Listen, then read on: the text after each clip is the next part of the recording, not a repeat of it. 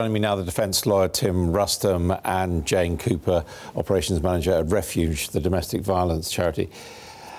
So we're going to have a new phase, if you like, of a trial with victims speaking out. Is that a good idea?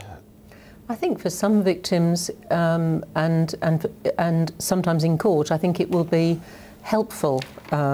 It may be seen as helpful for victims to be able to read their statement.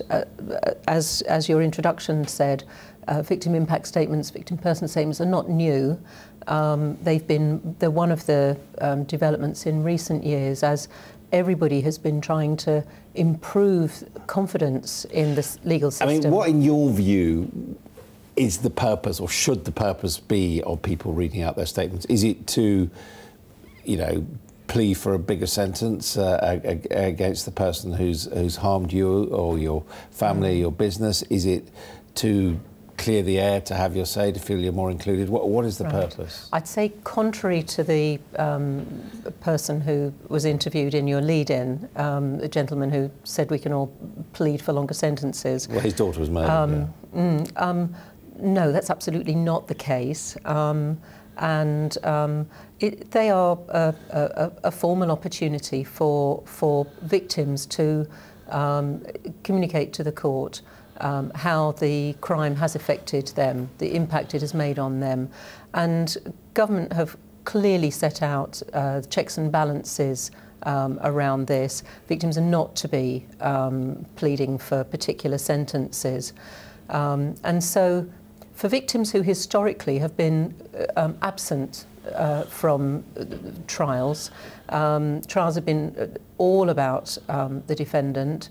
I think it represents a step in the direction of also ensuring that justice is seen to be done. And I think government have carefully considered how we want to preserve good quality trials, that there has to be a fair criminal process at the same time. Timur Rustem, do you think this will help the process of justice? I think it depends what the focus is of this new code. If it's to provide more information, better support for victims, then it's to be welcomed. I think one of the crucial elements of it, to have a right of review where a case is discontinued or dropped, that is important. I think that's probably the most important factor. My concern is, and it's been touched on already, and certainly listening to the language of some of the people, including the Justice Secretary talking earlier on, if it's designed, and it depends on the timing, of course, of the victim's personal statement, if it's immediately at the sentence hearing, I think the danger is you're introducing an emotional pressure to some extent on the judge at a crucial point when you're sentencing.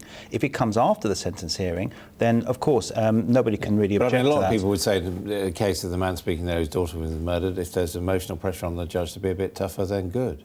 But that's dangerous territory. You're then effectively making sentencing law. Essentially, the judge has a balancing act. He has to look at the legislation, the guidelines that are given under the law, and then look at the personal circumstances of the defendant, and then apply the law. If you're then introducing effectively an arbitrary measure, which is one person may provide a statement, another may not, and the emotional sort of pressure that brings into the equation, I think it's quite dangerous. So it depends on the timing of the victim's personal statement. If it comes after the sentence hearing, I think it'll be largely welcome as a helping with closure, if nothing else, for the victim. Do you think there'll be a large take-up of this chance to make a statement? I mean, as I understand it, at the moment, only about 1 in 10 of victims actually write a statement that the judge then reads. Well, sadly, victims of violent crimes, domestic and sexual crimes, have great difficulty accessing support services. Support services are being closed every day of the week,